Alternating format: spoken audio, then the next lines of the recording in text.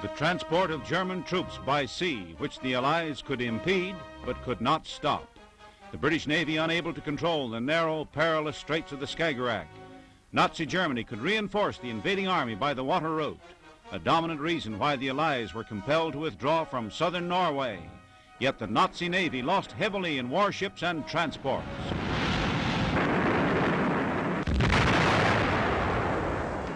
A depth bomb. The convoy is explosively hunting submarines.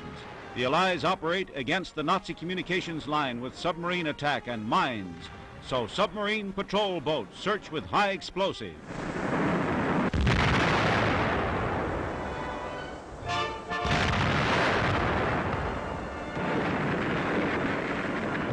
Nazi air power played a decisive part in the German success. A seaplane base in a Norwegian fjord from which to operate. By the sky route, they swiftly transported troops and equipment, running fleets of air transports. They seized all the good airports, fatal handicap to the Allied campaign. The Oslo flying field, airplane troops landed by the thousands. Meanwhile, air power was deadly effective on the battlefield and challenged British sea power.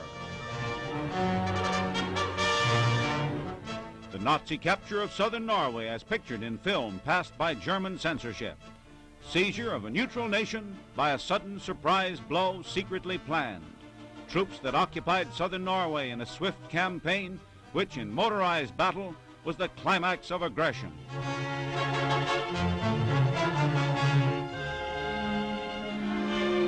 A British destroyer, one of a squadron that dashed into Narvik harbor and shot it out with shore batteries and Nazi destroyers.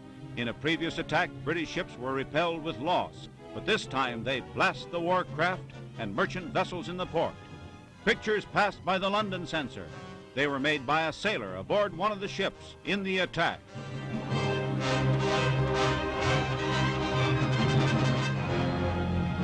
The battle in the harbor at Narvik, one of the foremost naval exploits of the war. They shell every German vessel in sight. The port is a litter of sinking ships.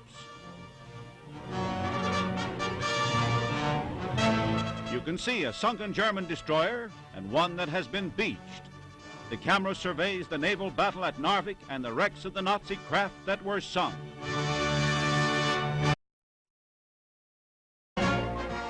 That German submarine, now manned by a British crew, was captured in one of the surprise episodes of the war.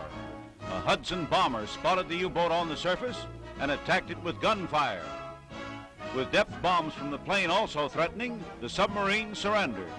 The undersea raider is taken to England and is received with cheers, a claim for a dramatic exploit of the war at sea.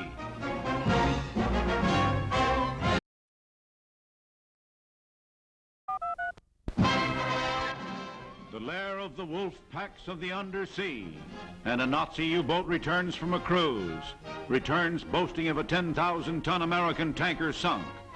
We can follow the prowler into its den in these motion pictures captured from the Germans.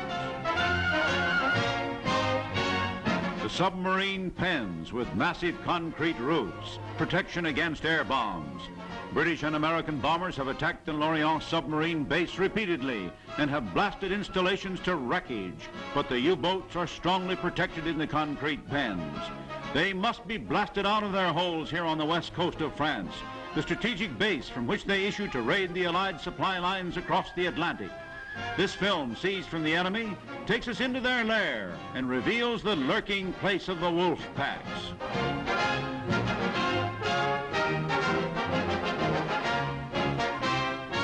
Allied bombers have struck smashing blows at Lorient, and the latest to be launched shows this result. The submarine pens are indicated as the first bombs hit them. Hundreds of ponderous charges of high explosive rain down on the enemy base, and the blasts engulf the pens of the wolves of the undersea. The work of the warplanes, the kind of effort into which our income tax, your money and mine, must go.